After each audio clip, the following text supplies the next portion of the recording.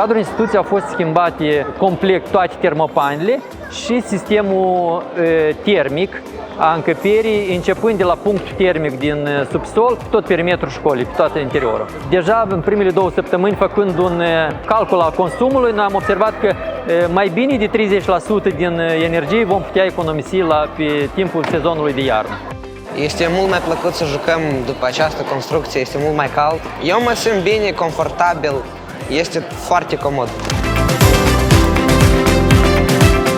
Din start am venit, se depunea foarte mult efort de către profesori, dar condițiile erau cât de cât, spun, nefavorabile și poate chiar nesigure, pentru că imobilul a fost construit mult timp în urmă.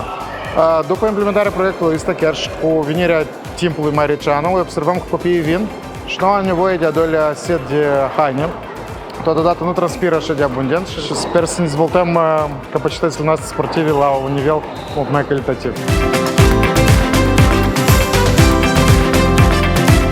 De fiecare dată când veneam, aici era foarte frig și acum când noi stăm aici foarte confortabil, foarte comod, cu căldura stânsă, eu cred că aici sunt undeva vreo 18 grade, eu cred că instituția și inclusiv ministerul sau statul economisește foarte mulți bani pentru energie.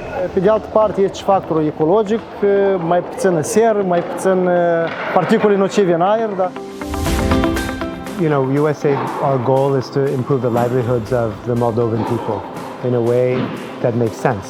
And so this is a fantastic project in the sense that we can improve infrastructure and energy efficiency while at the same time doing it in a way that people can see.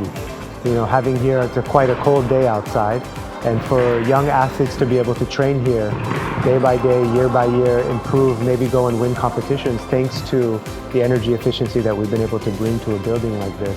It really crosses all of the kind of marks that we want to cross in the type of programming we do so that Moldovans feel that we're here to help them.